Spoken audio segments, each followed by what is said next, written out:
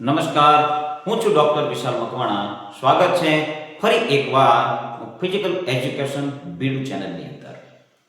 આજે જે આપણે વિડીયો બનાવવાના છીએ, જે લેક્ચર લેવાના છીએ, એની અંદર આસન છે ને આપણે પહેલાં અગાઉના લેક્ચરની અંદર આપણે આસન વિશે સંપૂર્ણ માહિતી મેળવેલી છે. આજે એના પછીનું એટલે કે પ્રાણાયામના કેટલાક MCQ છે એની આપણે ચર્ચા કરવાના છીએ. ત્યારબાદ આગળનો જે વિડીયો હશે એ પ્રત્યાહાર ઉપર વિડીયો હશે. પ્રતિ પ્લસ આહાર, પ્રત્યાહાર કોને કહેવાય છે એના ઉપર વિડીયો હશે. એ વિડીયો શરૂ કરતા પહેલા જણાવી દઉં કે ટેલિગ્રામ ચેનલની અંદર હજી સુધી કોઈ જોડાયા ના હોય તો જોડાઈ જાય. જો PDF મટીરિયલ અથવા તો જે લેક્ચર છે એની PDF, એની બીજું અન્ય કોઈ સાહિત્ય વિડીયોની લિંક પણ એની અંદર મૂકવામાં આવે છે. જો જોઈતી હોય તો એની અંદર જોડાઈ જાય, નહીતર વિડીયોની સાથે તો અચૂક જોડાયેલા રહો, લેક્ચરની સાથે અચૂક જોડાયેલા રહો. PDF મટીરિયલમાંથી તમને એમ થાય કે PDFમાંથી આપણે ભણી લઈશું તો એની અંદર માત્ર લખાણ હશે એ હશે. સમજૂતી મેળવવા માટે તમારે વિડીયો સાથે વિડીયો જોવો પડશે, લેક્ચર જોવો પડશે. એની અંદર દરેક ઓપ્શન છે, દરેક પ્રશ્ન છે એના અંદર ઓપ્શન છે, એની પણ સમજૂતી સમજાવવામાં આવે છે જેથી કરી જલ્દી યાદ રહી જાય, લાંબો ટાઈમ સુધી યાદ રહે, ભૂલાય નહીં. એટલા માટે વિડીયો જોવાનો ખાસ આગ્રહ રાખજો. વિડીયો તમે જુઓ છો તો વિડીયોને લાઈક કરવાનું પણ રાખજો. કોમેન્ટની અંદર જો કોઈ પણ છતી જણાય અથવા તો કઈ રીતે સુધારો લાવી શકાય આ વિડીયો સિરીઝની અંદર, અથવા તમને કેવા વિડીયો છે, લેક્ચર છે ગમશે, એના વિશે કઈ સજેશન હોય તો તે પણ આપી શકો છો કમેન્ટની અંદર. ચાલો તો આજના વિડીયોની અંદર જોઈએ પ્રાણાયામ વિશે. પ્રાણાયામ શું છે તો કે શ્વાસ અને ચેતનાનો સેતુ છે. શ્વાસ અને ચેતનાનો સેતુ. સેતુ એટલે પુલ છે. શ્વાસ અને શ્વાસ સાથે સાથે ચેતના એટલે કે મન, આપણું મન છે એની સાથેનો સેતુ છે, પુલ છે. તમારા જ્ઞાનની સ્વ પરીક્ષા કરવાની છે આજે આ વિડિયો સિરીઝની અંદર, લેક્ચર સિરીઝની અંદર, આ વિડિયોની અંદર. ચાલો તો પહેલો પ્રશ્ન આવી ગયો છે, પ્રાણાયામ એ અષ્ટાંગ યોગનું કેટલામું અંગ છે? આ દરેકની અંદર પહેલો પ્રશ્ન છે. જેવી રીતે ગયા વિડિયોની અંદર આસનનો એક પ્રશ્ન હતો પહેલો જ કે કેટલામું અંગ આસન છે. આની અંદર આસન ત્રીજું છે, તો યમ નિયમ આસન અને પ્રાણાયામ ચોથું અંગ છે. ઈ પ્રાણાયામ છે અષ્ટાંગ યોગનું ચોથું અંગ છે. એવી રીતે દરેક અંગને ક્રમમાં આપણે સમજાવેલા છે. જો એ વિડીયો ના જોયો તો એને પણ જોઈ લેજો. બીજું એ કે ક્રમમાં ખાસ યાદ રાખવા. ક્રમની અંદરથી પ્રશ્નો પરીક્ષાની અંદર પણ પૂછાયેલા છે. જ્યારે નોટિફિકેશન આવશે અને પહેલાના પેપરની આપણે ચર્ચા કરીશું ત્યારે તમને ખ્યાલ આવશે કે એની અંદરથી કેવા કેવા પ્રશ્નો પૂછાયેલા છે. અને બિલકુલ ઈઝી પ્રશ્નો હોય છે. આપણી નાની એવડી બેદરકારીને લીધે એ પ્રશ્નો છે એનો આપણે સોલ્વ કરી શકતા નથી. સામાન્ય છે 8 અંગને ક્રમમાં યાદ રાખવું એ સામાન્ય બાબત છે, પરંતુ એના લીધે આપણો એક માર્ક આપણો છૂટી જતો હોય છે. બીજો પ્રશ્ન છે કે પ્રાણાયામ શબ્દ કયા બે શબ્દોનો બનેલો છે? ચલો, પ્રાણાયામ શબ્દ છે એ બે શબ્દોનો બનેલો છે. તો કયા બે શબ્દ છે? પ્રાણ પ્લસ યામ, પ્રાણ પ્લસ આયામ, પ્રાણી પ્લસ યામ, પ્રાણાય પ્લસ આમ. ચલો આની અંદરથી કયો આવશે? તો પ્રાણ પ્લસ આયામ. આયામનો પ્રાણ એટલે શ્વાસ, શું એનો અર્થ થાય છે?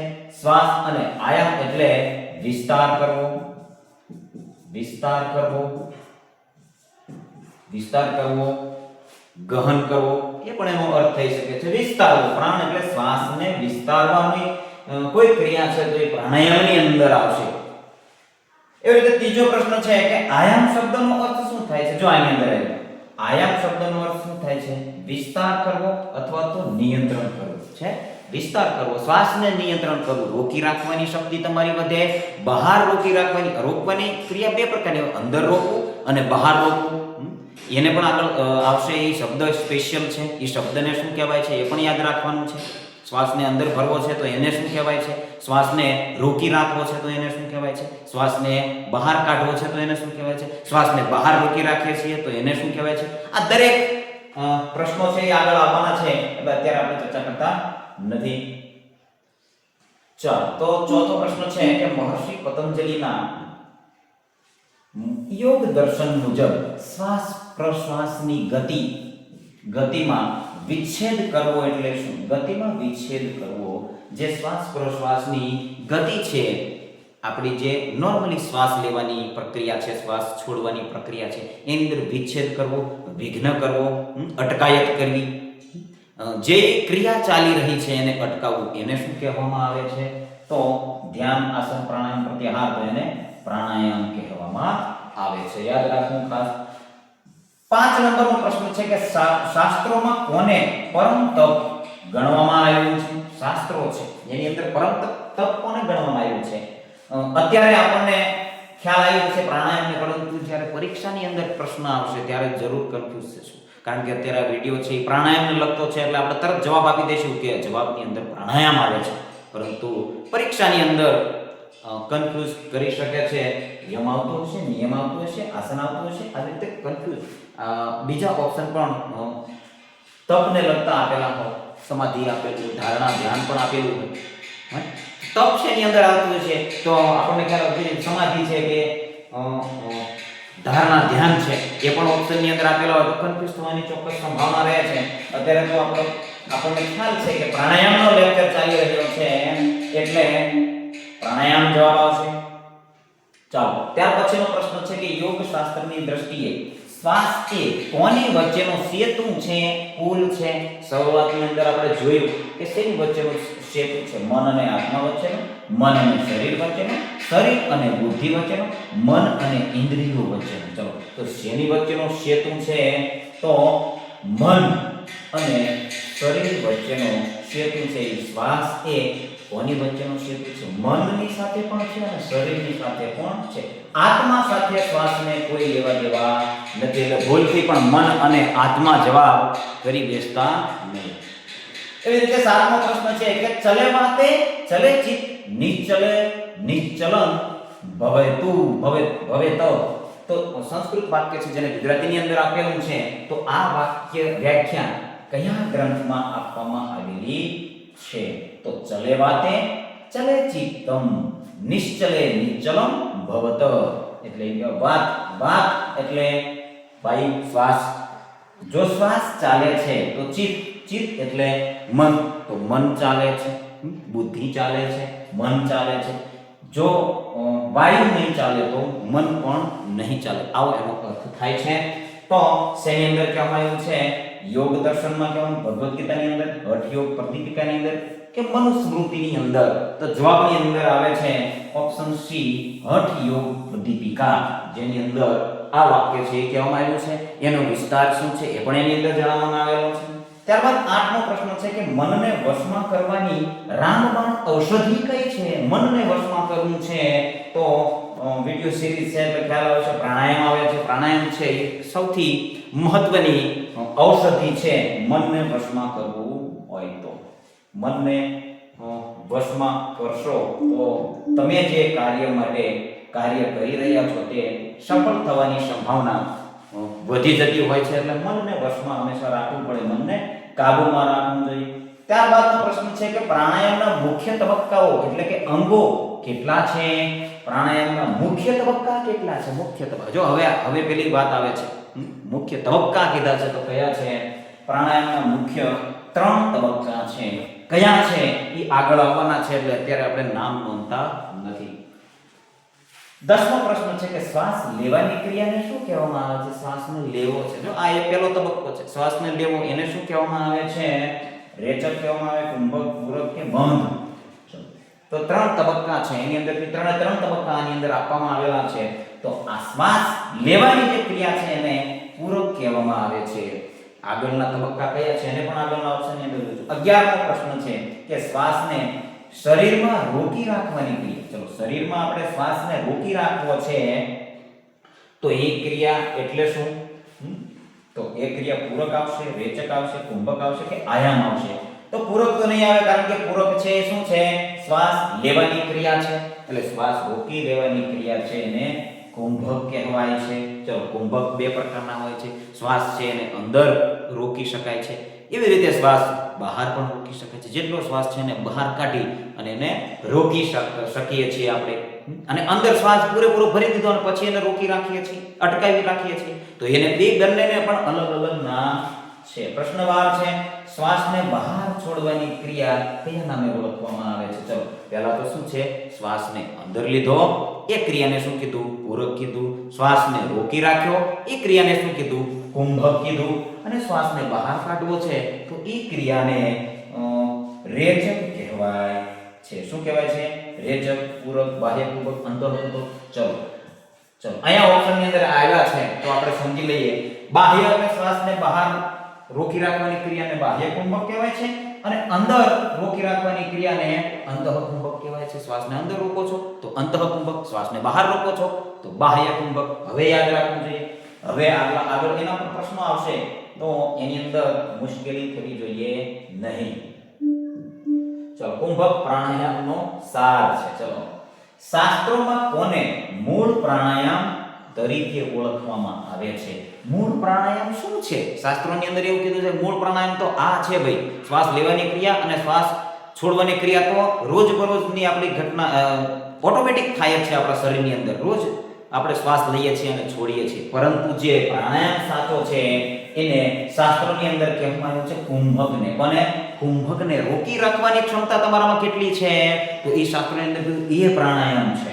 એવી રીતે 14મો પ્રશ્ન છે કે શ્વાસને શરીરની અંદર રોકી રાખવો તેને કયો કુંભક કહેવાય? શરીરની અંદર રોકો છો તો અંતઃકુંભક, બહાર રોકો છો તો બાહ્ય કુંભક. યાદ રાખવું.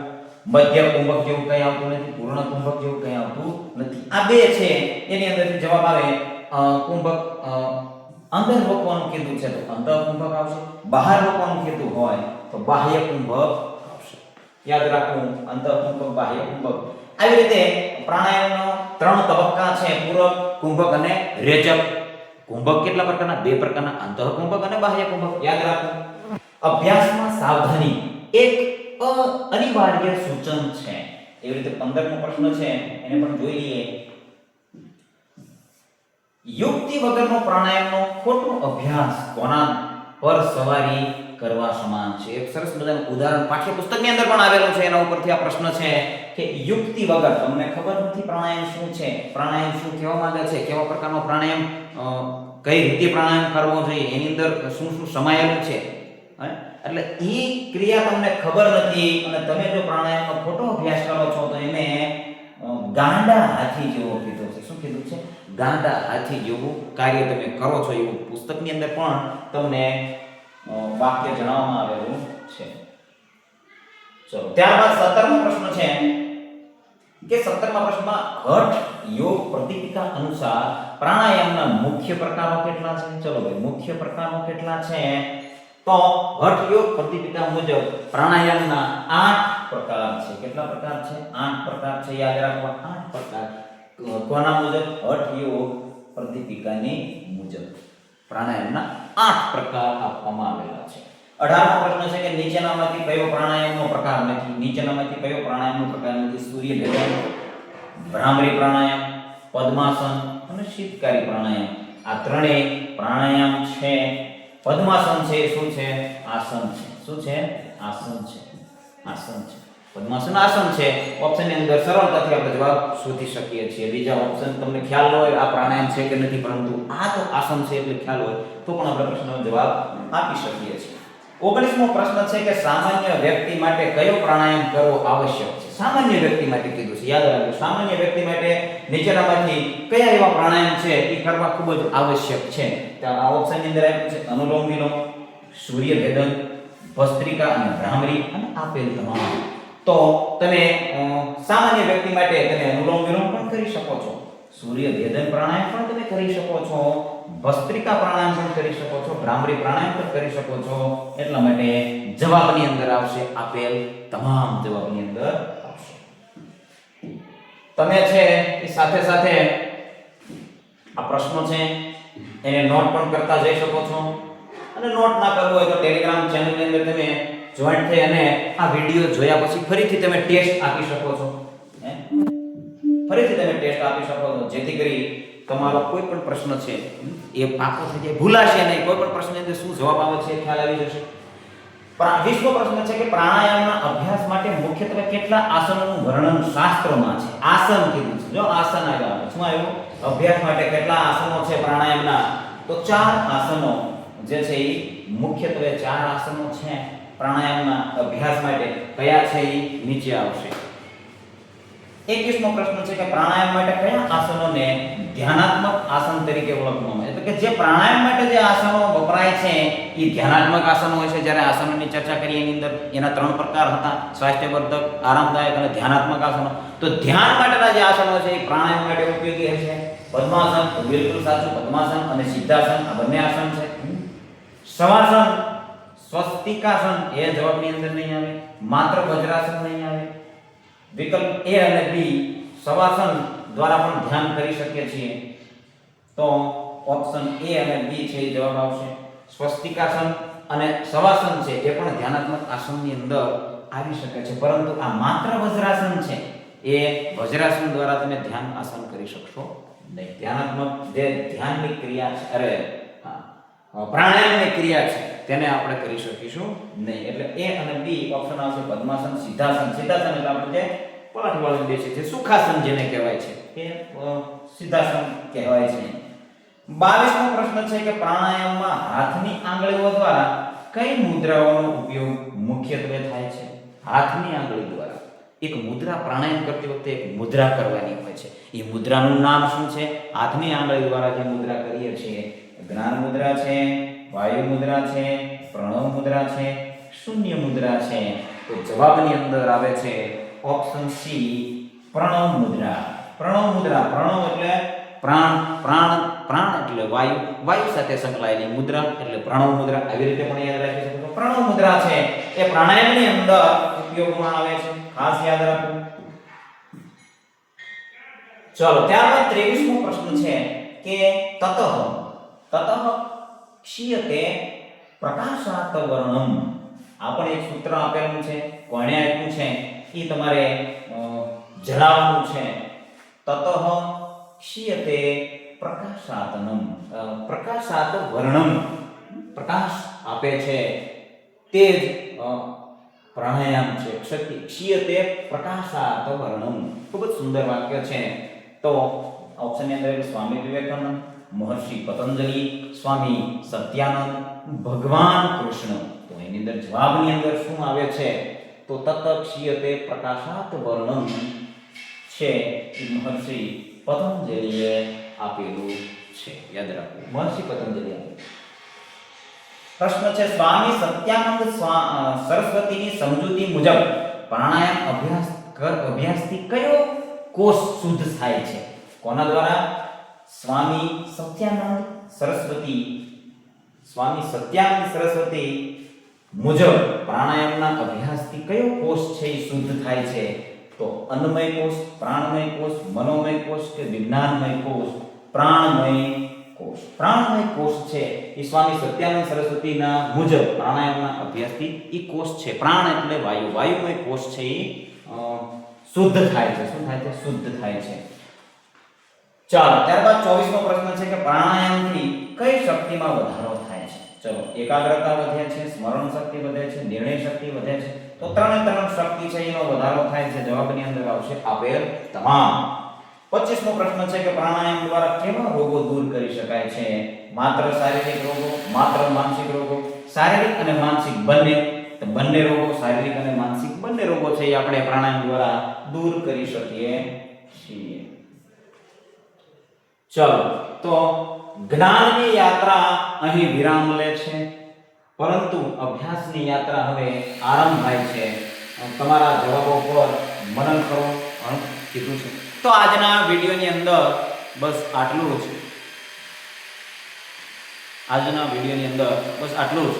જોડાયેલા રહેજો આ ચેનલની અંદર. શારીરિક શિક્ષણ વિષયને આપણે એક સ્ટેજ આપ્યું છે. એ સ્ટેજમાં તમે પણ જોડાઈ જાઓ, કારણ કે અત્યાર સુધીના ઇતિહાસની અંદર શારીરિક શિક્ષણને કોઈ મહત્વ જ નથી આપતું.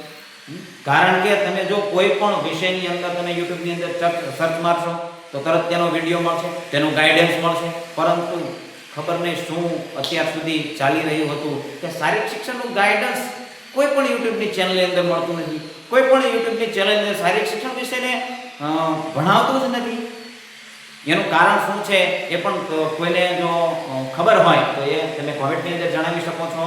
પરંતુ આપણે જે છે એ શારીરિક શિક્ષણને વિકસાવવા માટે આ વિડીયો છે એ બિલકુલ ફ્રી સિરીઝ એટલા માટે જ છે કે વિષયને પ્રાધાન્ય આપવાનું છે. આપણા વિષયની કેમ તૈયારી કોઈ કરાવતું નથી, આપણા વિષયમાં કેમ કોઈ તૈયારી કરે છે તો કેમ કોઈ તૈયારી કરાવવા માટે પ્રબળ નથી, એ ખાસ વિચારવાનું છે. એટલે આપણા વિષય માટે, શારીરિક શિક્ષણ વિષય માટે, યોગ સ્વાસ્થ્ય અને શારીરિક શિક્ષણ વિષય માટે આ ખાસ ચેનલ આપણે બનાવવામાં આવેલી છે. બીજા આલતુ ફાલતુ વિડીયો છે આની અંદર કોઈ પણ તમને જોવા મળશે નહીં. બીજું એ કે આપણે અગાઉ એક વિડીયો સિરીઝ છે, લેક્ચરની સિરીઝ છે એ શરૂ કરેલી છે. એની અંદર જીસેટના ક્લાસ આપણે શરૂ કરેલા છે. જીસેટ હું પોતે પણ ક્વોલિફાય કરેલ છું અને પીએચડીની ડિગ્રી પણ મેં લીધેલી છે.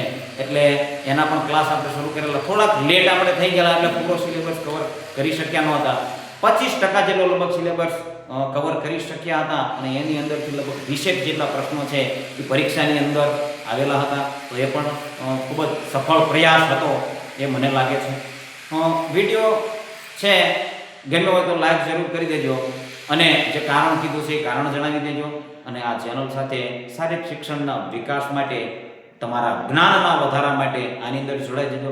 જ્ઞાનની અંદર ક્યાંક ક્ષતિ જણાય તો એને કોમેન્ટની અંદર જણાવી અને દરેકના જ્ઞાનની અંદર પણ સુધારો કરજો, જેથી કરી વિડીયોની અંદર કોઈ ભૂલ હોય તો એ પણ સુધરી શકે.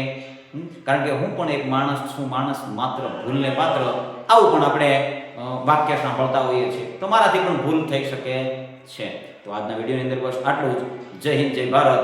જોડાયેલા રહેજો આ ચેનલની અંદર. ધન્યવાદ.